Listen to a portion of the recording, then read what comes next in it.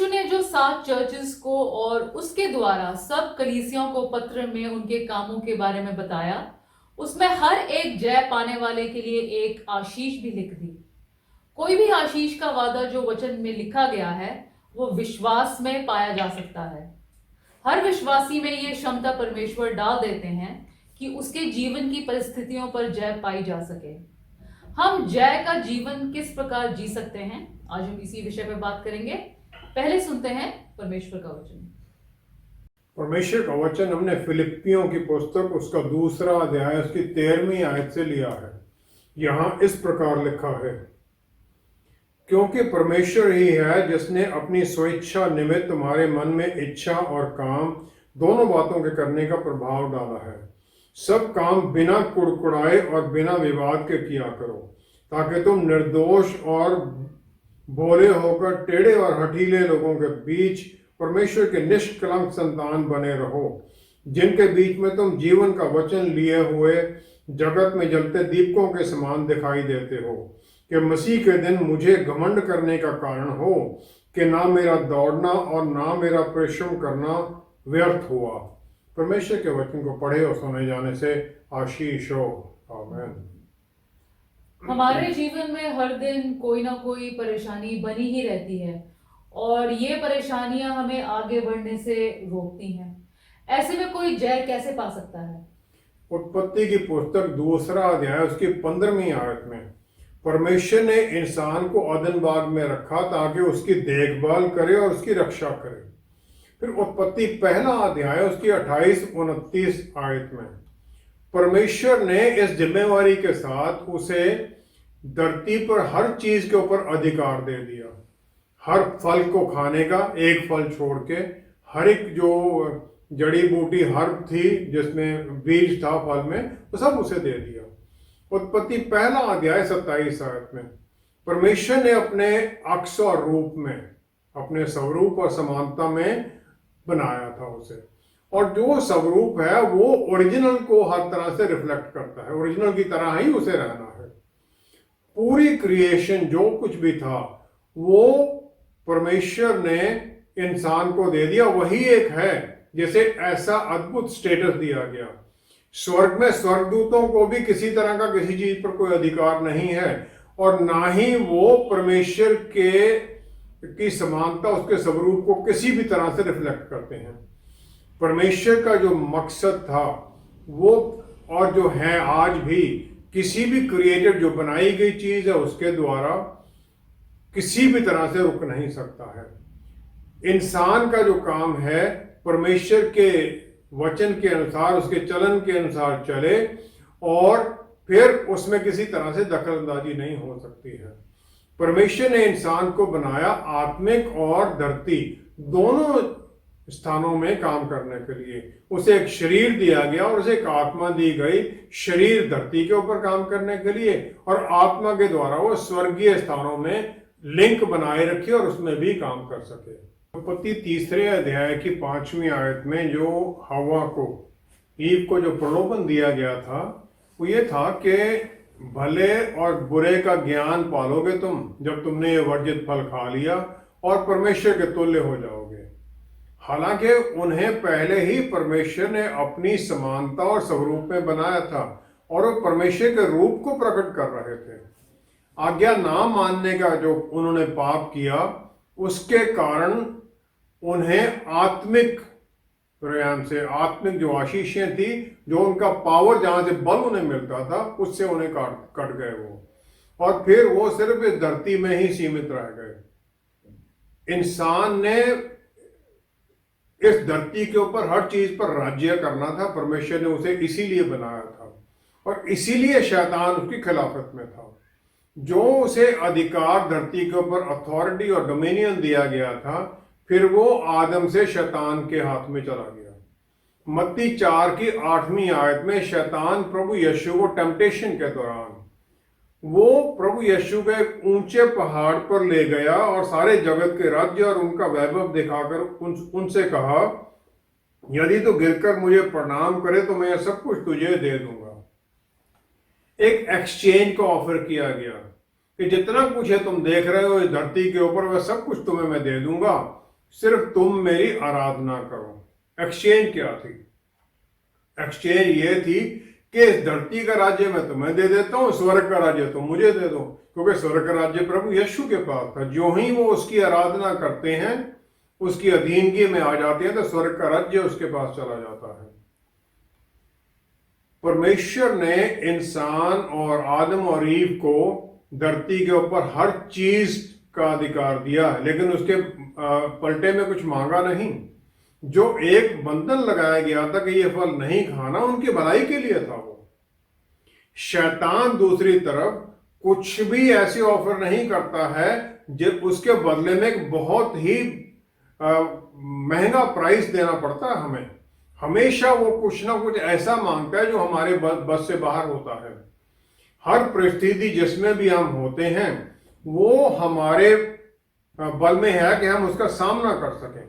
पहला कुरिन्थियों 10वां अध्याय 13वीं आयत में पौलुस रसूल ने कहा कि 10वां अध्याय 13वीं आयत में, पहला कुरिन्थियों, तुम किसी ऐसी परीक्षा में नहीं पड़े जो मनुष्य के सहने से बाहर है। परमेश्वर सच्चा है और वह तुम्हें समझ से बाहर परीक्षा में ना पड़ने देगा, वरना परीक्षा के साथ निकास भी करेगा कि तुम सह सको। परमेश्वर हमें बल देते हैं कि हम वो सह भी सकें, उसका सामना भी कर सकें। इसके द्वारा परमेश्वर हमें ये एश्योरेंस दे रहे हैं कि जो दुश्मन के अटैक हमारे ऊपर होते हैं, उनको कंट्रोल किया जाता है। परमेश्वर की अधीनगी में है वो, और उसके साथ साथ हमें वो बल देते हैं ताकि हम उनका सामना कर सकें। ग्रीस भाषा का शब्द जिसका अनुवाद किया गया है बियर इट, हम उसको सह सकें, वो है हुपोफेरो। हुपोफेरो का मतलब है कि हम सह सकें क्योंकि हमें उस परिस्थिति से, उस खतरे से बाहर निकाल लिया जाता है। सहते सहते परमेश्वर हमारे निकलने का साधन भी कर देते हैं। हमारे मुक्तिदाता प्रभु यीशु ने हमारी हर पाप का जो दंड था अपने ऊपर ले लिया, और जो कुछ भी हमें सामना करना था वो सब प्रभु यीशु ने सामना कर लिया, ताकि हम हर खतरे से बचे रहें। जब हम उनके सामने, उनकी अधीनगी में आ जाते हैं, विश्वास में उन्हें मुक्तिदाता मानकर, तब हमें ये आशीष मिल जाती है।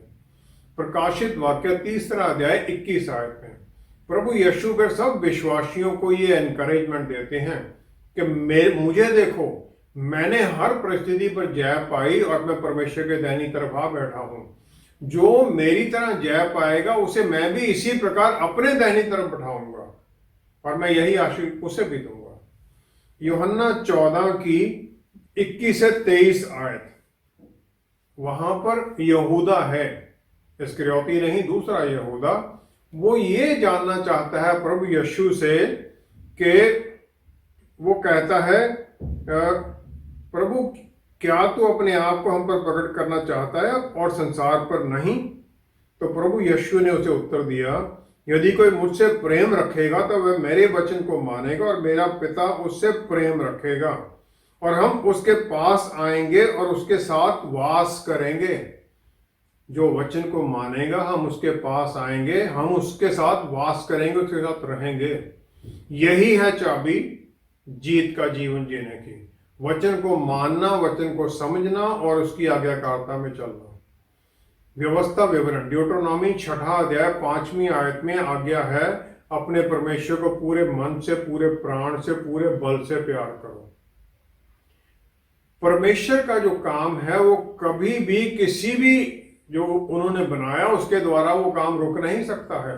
चाहे वो इंसान है, चाहे कोई स्वर्गदूत है, चाहे कोई भी है। हम सब के लिए जो उनकी प्लान है वो सिर्फ हम ही रोक सकते हैं उस प्लान को पूरा होने में। या तो हम उसमें विश्वास ही ना करें प्रभु यीशु में कि वो मुक्तिदाता है, या फिर हम आज्ञा ना माने, तो हम उस प्लान से बाहर निकल जाते हैं। परमेश्वर चाहते हैं कि हम जीतें, और वो इसके लिए इंतजार करते हैं कि वो हमें उस विक्ट्री में, उस जय की तरफ अपने बल के द्वारा लेकर जाएं। लेकिन क्या हम भी उसके लिए तैयार होते हैं? क्या हम भी उनकी अधीनगी में आते हैं? क्या हम भी उनसे प्यार करते हैं? जिससे हम प्यार करते हैं फिर उसको हम अपने आप को समर्पित कर देते हैं। क्या हम अपने आप को समर्पित करने के लिए तैयार हो जाते हैं? ज्यों ही हम ये करने लग जाते हैं तो जय में अपने आप ही हम चलने लग जाते हैं। हमें जय के रास्ते पर चलना तो है, लेकिन हमारे जीवन में ऐसा क्या कुछ है जिस पर हमें जय पाना जरूरी है? अफशियों की पुस्तक 6वां अध्याय उसकी 12वीं आयत में पौलुस रसूल ने हमारी पहचान फिर इन दुश्मन की ताकतों से करा दी। उन्होंने कहा कि हमारा ये मलयुद्ध लहू और मांस से नहीं, परंतु प्रधानों से और अधिकारियों से और इस संसार के अंधकार के हाकिमों से और उस दुष्टता की आत्मिक सेनाओं से है जो आकाश में हैं। ये आत्मिक शक्तियां हैं जो हमारे खिलाफ खड़ी हो जाती हैं। हर एक विश्वासी को इनका सामना करना पड़ता है, क्योंकि हम विश्वास में ज्यों ही प्रभु यीशु से जुड़ते हैं तो हम परमेश्वर के परिवार का हिस्सा बन जाते हैं, और ये शैतानी ताकतें क्योंकि परमेश्वर के खिलाफ है तो हमारे साथ ये युद्ध में आ जाती हैं। हमारे जो सामने कोई अपोजिशन कर रहा होता है तो हम देखते हैं कोई आदमी या औरत है, लेकिन वो किसी शैतानी ताकत के अधीनगी में काम कर रहा होता है। आमतौर पर हम उसी से लड़ने लग जाते हैं, उसके पीछे क्या है हम वो देखना भूल जाते हैं। हमारा जितना भी प्रयत्न होते हैं, अगर हम सिर्फ उस इंसान पर सीमित रखें तो कभी उसका फल नहीं निकलेगा, जब तक कि हम उसका कारण जो आत्मिक कारण है उसको ना पहचाने और उसको टैकल ना करें। लूका 13 की 11 से 16वीं आयत में प्रभु यीशु ने आराधनालय में एक दुर्बल करने वाली दुष्ट आत्मा 18 साल से पीड़ित एक दुर्बल करने वाली दुष्ट आत्मा से एक औरत को चंगाई दी। वो कुबड़ी थी और किसी रीति से सीधी नहीं हो सकती थी। प्रभु यीशु ने उसे छू दिया और वो चंगाई पा गई। लेकिन जो आराधनालय का सरदार था उसने इसे काम कह दिया, क्योंकि सबत वाले दिन काम नहीं हो सकता था। उसने उसकी अपोजिशन कर दी और उसने उसकी टोक दिया। प्रभु यीशु ने फिर 16वीं आयत में कहा, तो क्या उचित ना था कि वह स्त्री जो अब्राहम की बेटी है, जिसे शैतान ने 18 वर्ष से बांध रखा था, सबत के दिन इस बंधन से छुड़ाई जाती है? प्रभु यीशु उससे सवाल कर लेते हैं प्रभु यीशु कि क्या उसे ये छुटकारा देना उचित नहीं था परमेश्वर के दिन के समय? परमेश्वर का वचन बिल्कुल क्लियर है, लेकिन हमने उसमें तरह तरह के बंधन लगा दिए हैं। बहुत लोगों को ये पहले कह दिया जाता है कि अपना शारीरिक रूप पहले बदलो तब तुम्हें बपतिस्मा दिया जाएगा, और फिर उन्हें उस मुक्ति से दूर कर दिया जाता है। हमारा जो युद्ध है इसी तरह की आत्मिक फोर्सेस के साथ है, और जब हम ऐसी परिस्थितियों का सामना करते हैं तो पहले हमें उसका बेसिक कारण क्या है उसकी पहचान करनी है। वो कारण हमारे अंदर हो सकता है जिसके कारण हमारी अपोजिशन हो रही है, या किसी दूसरे के अंदर हो सकता है जो हमारे अपोजिशन में है। और ये फिर हम करते हैं प्रभु यीशु के बल और शक्ति के द्वारा, जो हमें पवित्र आत्मा परमेश्वर की अगुवाई में उनके साथ मिलता है। और ये जो ताकतें हैं ये हमारे अंदर स्ट्रॉन्ग होल्ड गढ़ बना लेती हैं, और वो गढ़ फिर हमें रोकते हैं विश्वास में आगे बढ़ने से। और ये गढ़ क्या होते हैं? ये हमें जेल में डाल लेते, कैद में डाल लेते हैं। ये कैद की जो फिर वो सलाखें हैं वो हो सकती हैं डर, अहंकार, इनएबिलिटी, प्रिज्यूम्ड इनएबिलिटी कि मेरे से तो ये होगा ही नहीं, या हम तो इतने ज्यादा बिजी हैं समय ही नहीं मिलता है। इस तरह के फिर हम तरह तरह के एक्सक्यूज बनाकर अपने आप को उस कैद में डाल देते हैं। मत्ती 4 की 3 से 10वीं आयत तक शैतान का हर काम, जो टेम्पटेशन थी प्रभु यीशु की, जो भी उसने टेस्ट किया, वो उसने वचन को तोड़ मरोड़ कर पेश करने की कोशिश की। रॉन्ग इंटरप्रिटेशन परमेश्वर के वचन को उसने किया, उसके साथ वो टेम्पटेशन कर रहा था। प्रभु यीशु ने शैतान के झूठ का सामना वचन की सच्चाई के साथ ही किया। वचन का उसे सही रूप और सही मकसद बताकर, और शैतान को उनके सामने से भागना पड़ा। हमें भी परमेश्वर के वचन को ही इस्तेमाल करना है, जो हमारे मन में शैतान वो बुरे ख्याल डालता है, ताकि फिर हमें शैतान किसी भी तरह से विश्वास में आगे बढ़ने से रोक ना सके। ये डेफिनेटली होता है और होता रहेगा हमारे साथ कि कभी कभी हम इसमें फेल भी हो जाएं। बहुत बार फेल होंगे, गिरेंगे, हम नहीं आगे बढ़ेंगे, लेकिन हम फिर उठें, प्रभु यीशु से बल पाएं, उनसे गाइडेंस मांगें, और फिर सीखें भविष्य के लिए और आगे बढ़ने लगता है। प्रकाशित वाक्य 3रा अध्याय उसकी पहली 6 आयत में सार्डिस का चर्च है जिसे प्रभु यीशु ने पत्री लिखी। वहां 7 चर्चेस को पत्रियां, एक के बारे में हम आज बात करते हैं। जो ये चर्च था, इसकी जो परिस्थिति हमारे आजकल के घरों में वैसी ही परिस्थिति है। सार्डिस एक अमीर शहर था, जो उसका चरित्र था लोगों का लूज था, इतना ठीक नहीं था। एशिया माइनर में जो सिक्के पहले बनाए गए थे वो सार्डिस में बनाए गए थे, कितना अमीर था वो। और वहां के लोग आनंद और खुशी मनाने वाले थे। प्रभु यीशु ने उस पत्र में उसकी पहले पहचान बता दी। उन्होंने कहा पहली ही आयत में, तू जीवित तो कहलाता है पर है मरा हुआ। You have a name that you are alive but you are dead. उनकी एक रेपुटेशन थी कि बड़े एक्टिव चर्च है, मीटिंग्स होती हैं, कन्वेंशन होती हैं, बड़ी इवेंट्स करते हैं, लेकिन आत्मिक तौर पर उनमें कोई जीवन नहीं था और एक वो मुर्दे की तरह जीवन जी रहे थे। और उनकी जो लड़ाई थी पहले ही हार चुके थे, वो खत्म हो चुकी थी, क्योंकि शैतान उनके कामों से किसी भी तरह से खतरा नहीं समझता था, तो उन्हें कुछ नहीं कहता था, उन पर कोई अटैक नहीं था, आनंद में थे वो। अगर हमारे जीवन में भी इसी प्रकार सब कुछ स्मूथ चल रहा है, हमारी कोई खिलाफत नहीं हो रही है, सब कुछ ठीक है, तो हमें भी अपनी आत्मिक परिस्थिति को जांच लेना चाहिए कि कहीं हम भी वैसे मृतक स्थिति में तो नहीं है। फिर दूसरी आयत में प्रभु यीशु ने कहा, जागृत हो और उन वस्तुओं को जो बाकी रह गई हैं और जो मिटने को हैं उन्हें दृढ़ कर। जागृत हो, जो तुम्हारे पास है उसे दृढ़ करो। जो परमेश्वर मनों को जांचते हैं, searches the hearts and minds, उन्होंने उनमें देखा कि अभी भी उसमें कुछ ना कुछ जान है, कुछ चीजें हैं जो कि अभी भी दृढ़ की जा सकती हैं, और लेकिन वो खत्म होने पर आई हुई है। हमारी परिस्थितियों में भी इसी प्रकार जब हम आशा छोड़ने वाले होते हैं, तो प्रभु यीशु ये चाहते हैं कि हम विश्वास में बढ़ें और बल पाएं और फिर आगे बढ़ें, और जीत हमें मिलती है। उनके जो काम थे वो इम्परफेक्ट थे, सही नहीं थे परमेश्वर के सामने, और क्योंकि वो सब कुछ एक शुरू तो करते थे लेकिन उसे वो संपूर्णता की तरफ नहीं लेके जाते थे, बीच में ही छोड़ देते थे। बहुत विश्वासी इसी प्रकार जो उस समय के ट्रेंड होते हैं, इस समय चारों तरफ हो रहा है, वो करने लग जाते हैं।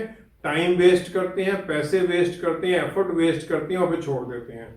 लोग गा रहे हैं, चलो हमें भी गाना चाहिए, लोग ये कर रहे हैं हमें भी करना चाहिए, और फिर रिजल्ट कुछ नहीं निकलता है। मत्ती 25 की 15 आयत में जो धनी मास्टर था, उसने जो उसके नौकर थे उन सबको तोड़े दिए, उनकी सामर्थ्य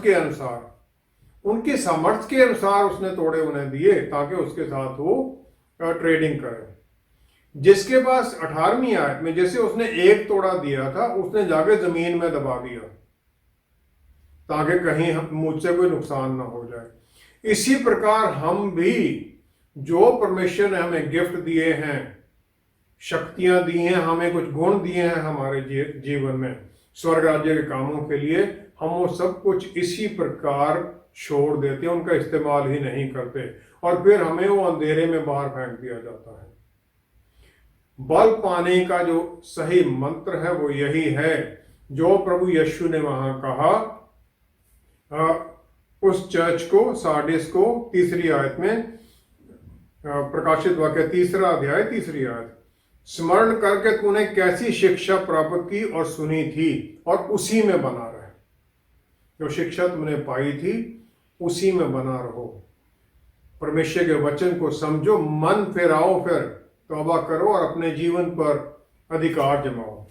पहला थिस्सलुनीकियों उसका 2रा अध्याय उसकी 13वीं आयत में, पहला थिस्सलुनीकियों 2रा अध्याय 13वीं आयत में पौलुस रसूल कहते हैं, हम भी परमेश्वर का धन्यवाद निरंतर करते हैं कि जब हमारे द्वारा परमेश्वर के सुसमाचार का वचन तुम्हारे पास पहुंचा, तो तुमने उसे मनुष्यों का नहीं परंतु परमेश्वर का वचन समझकर, और सचमुच ये ऐसा ही है, ग्रहण किया, और तुम विश्वासियों में जो विश्वास रखता है प्रभावशील है।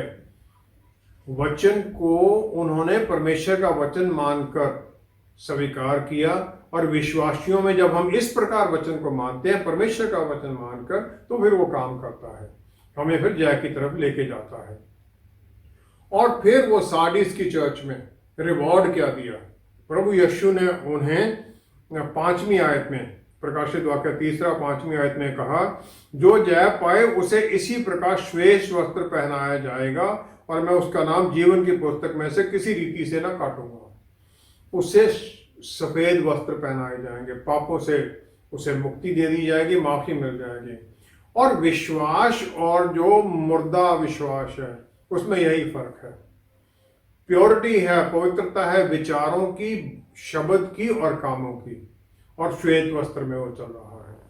परमेश्वर के वचन में विश्वास में जब हम आज्ञाकारिता में चलते हैं तो फिर हम वो जय और जीत के रास्ते पर चलने लग जाते हैं, जिसके कारण इस धरती पर और स्वर्ग में अनंत काल का जीवन, धरती पर भी इसी प्रकार हमें फिर वो रिवॉर्ड्स मिलते हैं, प्रभु यीशु हमें आशीषें देते हैं, और स्वर्ग में भी अनंत काल का जीवन हमें मिल जाता है।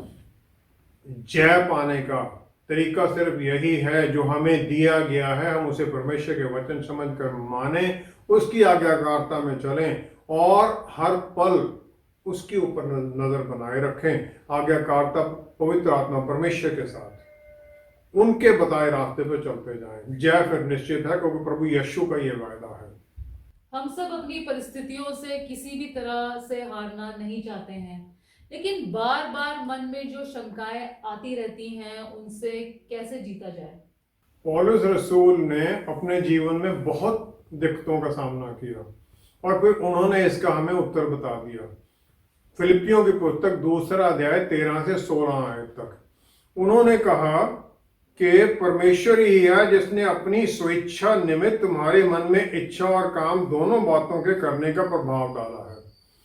परमेश्वर हमारे मन में इच्छा डालते हैं कुछ करने के लिए, और फिर उनका अनुग्रह हमारी कमजोरियों में काम करने लग जाता है, और फिर हमारे अंदर वो जीवते पानियों का चश्मा अंदर शुरू कर देते हैं पवित्र आत्मा परमेश्वर द्वारा, जो हमें बल देता है और हमें जय की तरफ लेके जाता है।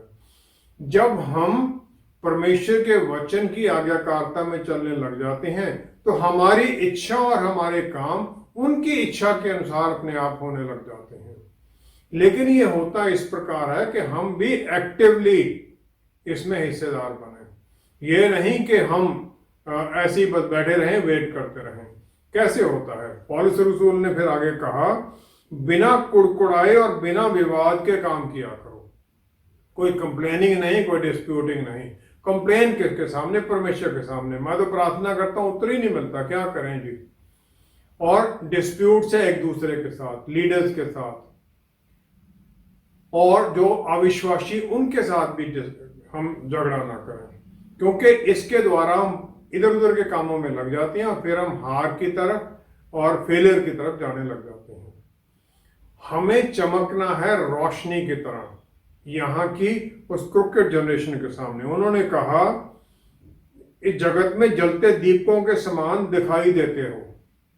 जलते हुए दीपक की तरह हमें चमकना है, क्योंकि हम इस दुनिया की ज्योति हैं। प्रभु यीशु ने कहा, कितनी हम ब्राइटली कितना हम चमकते हैं, कितनी रोशनी हमारी दूसरे के सामने जाती है, क्योंकि हम ये दिखाते हैं रोशनी परमेश्वर के वचन के द्वारा, ताकि मुक्ति का जो आनंद है उनके जीवन में ही पहुंचे। और हम ये करते हैं। 16वीं आयत में पौलुस रसूल ने कहा, जीवन का वचन लिए हुए हम चलते रहें। जीवन का वचन लिए हुए उसको पकड़े रखें, और इसके द्वारा फिर हमारे बल आता है और फिर हम इस वचन की शक्ति में ही चल सकते हैं। 1 यूहन्ना 3 अध्याय 8वीं आयत में, परमेश्वर के पुत्र इस दुनिया में आए, प्रभु यीशु यहां पर आए शैतान के कामों को नाश करने के लिए। और हम क्योंकि परमेश्वर के परिवार का हिस्सा बन जाते हैं, हमारा भी यही काम बन जाता है, शैतान के कामों को नष्ट करने का।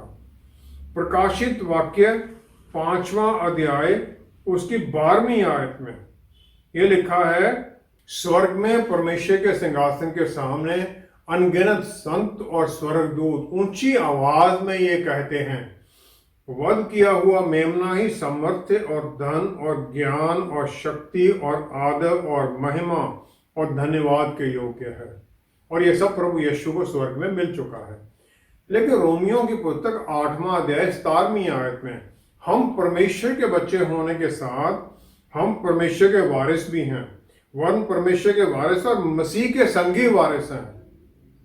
हम उनके साथ जॉइंट एयर्स हैं कि जब हम उसके साथ दुख उठाएं तो उसके साथ महिमा भी पाएं। एक बड़ी यूनिक सी आशीष है हमें जो मिली हुई, हर एक आशीषित के लिए, जो हम विश्वास के द्वारा प्रभु यीशु के साथ ये क्लेम कर लेते हैं। लेकिन उसमें दुख भी उठाना है साथ में, दूसरों के लिए मन में ये दुख रखना। गिनती के पुस्तक 13 अध्याय 12वीं आयत में मूसा को आज्ञा दी गई अपने लिए भेदिए भेज, सेंड स्पाइस फॉर योरसेल्फ। प्रभु को, परमेश्वर को जानने की कोई जरूरत नहीं है, हर एक ट्राइब से एक को भेजना था कनान की धरती को देखने के लिए, जो धरती उन्होंने कहा मैं इजरायलियों को पहले ही दे चुका हूं। मिशन क्या था? परमेश्वर के लिए नहीं था, अपने लिए था कि उस प्रॉमिस लैंड की सुंदरता को जान सके। और इब्रानी भाषा का शब्द जो यहाँ इस्तेमाल किया गया वो है टोर, जिसका मतलब है सर्च करना, एक्सप्लोर करना, देखना उसमें क्या कैसा है और उसका भेद लेना। जब वो वापस आते हैं तो अपनी कैपेबिलिटीज को वो जो वहां रहते हैं उनके साथ कंपेयर करके कहने लग जाते हैं कि हमसे तो ये नहीं हो सकता है, ये हो ही नहीं सकता, हम नहीं जा सकते, जबकि परमेश्वर ने पहले ही कह दिया तुम्हें मैंने दे दिया है। बहुत युद्ध हम इस प्रकार शुरू करने से पहले ही हार जाते हैं, क्योंकि इस हम ट्रैप में फंस जाते हैं, अपने बल के साथ कंपेयर करने लग जाते हैं हमारा काम क्या है। काम परमेश्वर का है, परमेश्वर का बल उसमें काम करता है। पहला शमूएल 17 अध्याय 32 से 40 तक सौल को राजा चुना गया क्योंकि वो बाकी लोगों से एक हाथ लंबा था, डील लॉन भी अच्छा था, लेकिन उसने गौलियत का सामना नहीं किया। दाऊद 16-17 साल का है, अभी सोल्जर बनने के लायक भी उसकी उम्र नहीं है, और उसे फिर सौल पहले तो डिस्करेज करता है, वो कहता तुमसे नहीं होगा, फिर वो अपना आर्मर जो उसका उसे पहना देता है, अपनी तलवार उसे देता है।